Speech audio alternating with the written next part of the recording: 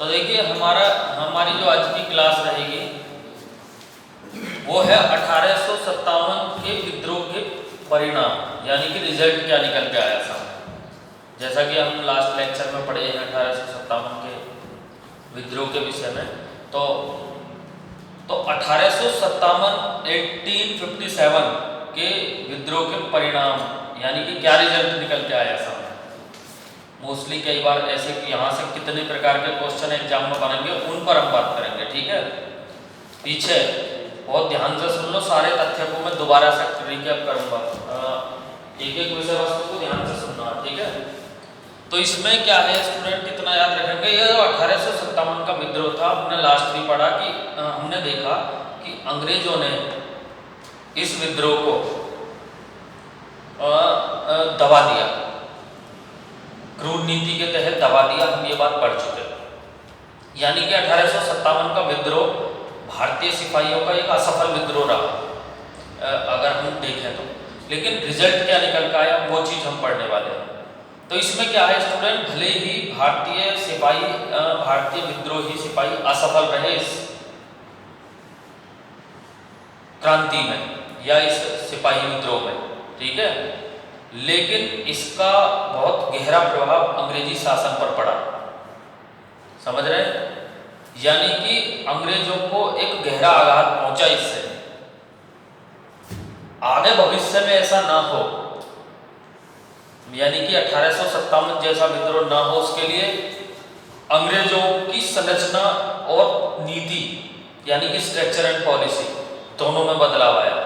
अब आप समझ सकते हैं, भले ही 1857 के विद्रोह में भारतीय सिपाही असफल हो गए थे, लेकिन फिर भी अंग्रेजों को अपनी जो नीति थी उनमें बदलाव करना पड़ा, अपनी जो संरचना थी स्ट्रक्चर उसमें बदलाव करना पड़ा। यानी कि अंग्रेज इस बात को मान चुके थे कि ऐसा विद्रोह आगे भी हो सकता है, इसीलिए हमें कुछ ना कुछ तो नीतियों में बदलाव करना पड़ेगा। क्लियर? सबसे पहला और मुख्य परिवर्तन क्या हुआ, जो कि मोस्टली यहाँ से कॉम्पिटिटिव एग्जाम में क्वेश्चन पूछे जाते हैं, ठीक है। पहला मुख्य परिवर्तन जो हुआ था वो हुआ था कि 1857 का विद्रोह था, जस्ट अगली साल याद रखेंगे भारत सरकार अधिनियम 1858, एक अधिनियम बनता है भारत सरकार अधिनियम 1858 के तहत ईस्ट इंडिया कंपनी, जो कि भारत में पहले शासन कर रही थी, ईस्ट इंडिया कंपनी, उसका भारत में शासन करने का अधिकार छीन लिया गया और वही अधिकार ब्रिटेन की महारानी ने अपने हाथों में ले लिया। यानी कि ब्रिटेन के क्राउन के हाथों में चला गया। यहां से सीधा सा प्रश्न एग्जाम में बनना है, जो कॉम्पिटिटिव एग्जाम में पूछा जाएगा कि किस एक्ट के द्वारा ईस्ट इंडिया कंपनी का भारत में शासन करने का अधिकार समाप्त कर दिया गया था। तो सीधा सा आंसर होगा भारत सरकार अधिनियम 1858। किस एक्ट के द्वारा ब्रिटेन की महारानी ने भारत में शासन करने का अधिकार अपने हाथों में ले लिया था? भारत सरकार अधिनियम 1858। तो पहला एक मुख्य परिवर्तन था, उन्होंने अपने हाथों में ले लिया।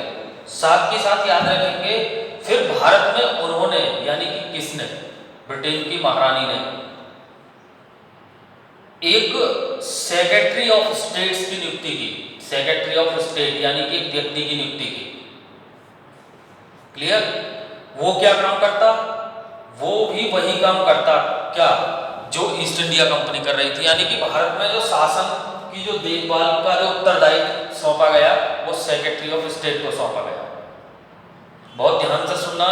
और ये जो जिसको हिंदी में कहा जाता था भारत सचिव, क्या होता था ये, अगर कभी कोई पूछ ले एग्जाम में क्या कहाँ से था, तो ये ब्रिटिश मंत्रिमंडल का ही एक सदस्य होता था। समझ रहे हैं? अच्छी तरीके से याद रखना, कई बार पूछा जा सकता है।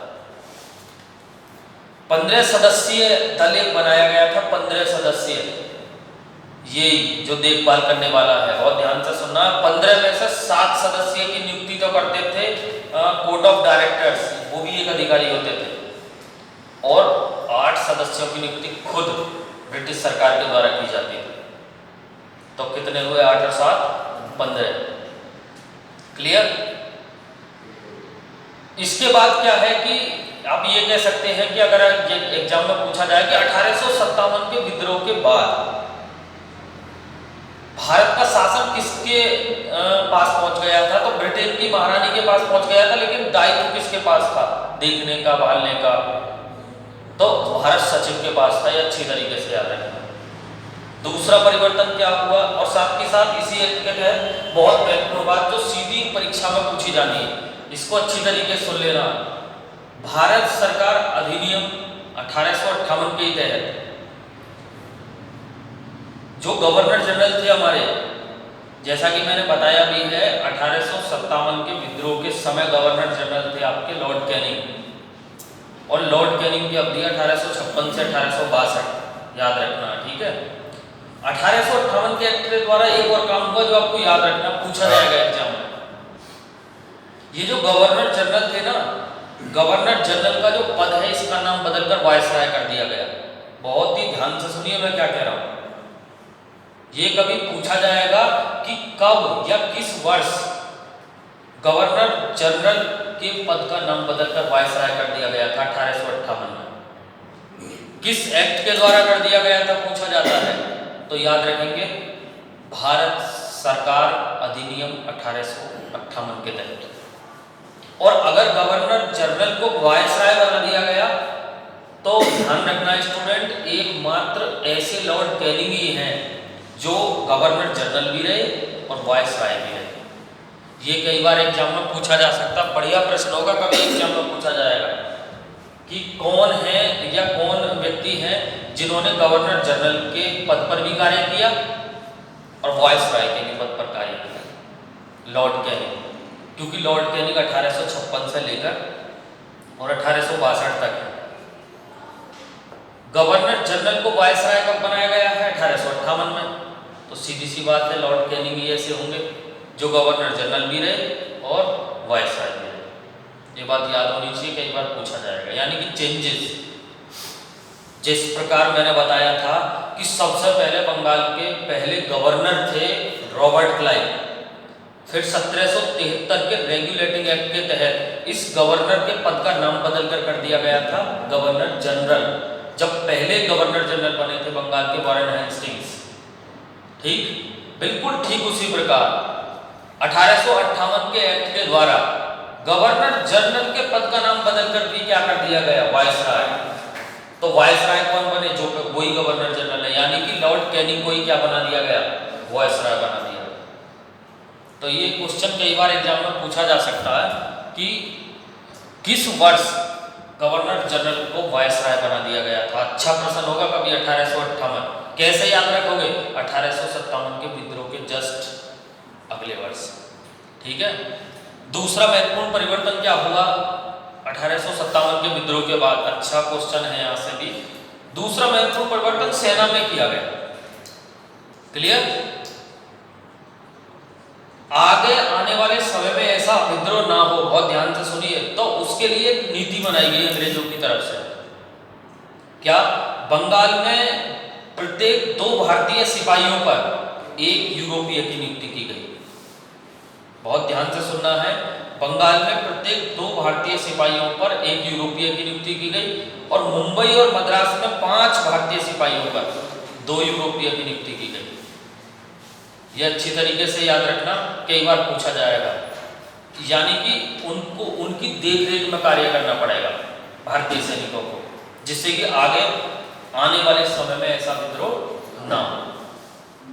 साथ ही साथ जो सेना के महत्वपूर्ण चीजें थी, या कह सकते हैं कि सैनिकों के जो मुख्य उपकरण थे, जैसे कि तोपखाने, बहुत ध्यान से सुनिए, समझ रहे हैं, उनको उन पे जो देखभाल या रखरखाव का जो अधिकार दिया गया ना, वो यूरोपीय सैनिकों को दिया गया।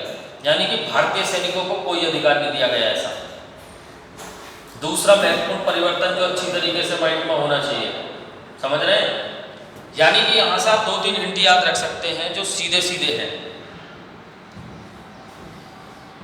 बंगाल में 2 भारतीय सिपाहियों पर 1 यूरोपीय को नियुक्त कर दिया गया, और मद्रास और मुंबई में 5 भारतीय सिपाहियों पर 2 यूरोपीय को नियुक्त कर दिया गया ताकि उनकी देखरेख में कार्य करें।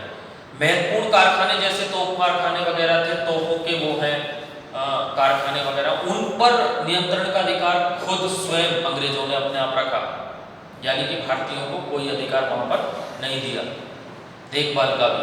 समझ रहे हैं? तीसरा महत्वपूर्ण परिवर्तन क्या हुआ? लास्ट लेक्चर में हमने पीछे जो पढ़ा है डलहौजी की हड़प नीति 1848, समझ रहे हैं? महारानी ने 1848 वाली हड़प नीति को, ध्यान से सुनना, महारानी ने 1848 वाली जो हड़प नीति थी उसको समाप्त कर दिया।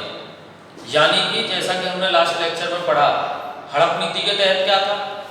हड़प नीति के तहत जो था, बहुत अच्छी तरीके से सुनना, वो ये था कि कोई भी शासक जिसके पास अपना पुत्र नहीं था वो अपना उत्तराधिकारी नहीं चुन सकता था, किसी को गोद नहीं ले सकता था। तो उस नीति को महारानी ने क्या कर दिया? समाप्त कर दिया। यानी कि अब कोई भी भारतीय रियासत का शासक अपन जिसके पुत्र नहीं था वह किसी पुत्र को भी गोद ले सकता था। ये चेंजेस हुए, समझ रहे हैं? इसके अलावा अंग्रेजों ने ये कहा कि जो धार्मिक भावना है उनको आपको कोई ठोस नहीं पहुंचेगी, आपका परमानेंट सम्मान किया जाएगा आपकी धार्मिक भावनाओं का, यहां तक भी बात की गई। तो 1857 के विद्रोह के बाद हमने देखा क्या क्या चेंजेस हुए। अंग्रेजों की स्ट्रक्चर, संरचना और पॉलिसी, नीति दोनों में बदलाव आया, क्योंकि उन्हें मालूम था ऐसा विद्रोह आने वाले समय में फिर हो सकता है। ठीक है, तो ये वो चीजें थी जो कई बार यहाँ से एग्जाम में क्वेश्चन पूछे जा सकते हैं। यानी कि इसको इस तरीके से समझ सकते हैं कि 1857 के विद्रोह के बाद क्या परिणाम निकल के आया सामने, यानी कि क्या रिजल्ट निकल के आया। तो ये कुछ महत्वपूर्ण बिंदु थे जो मैंने इस वीडियो के माध्यम से बताए। वीडियो को लाइक और शेयर करना ना भूलें।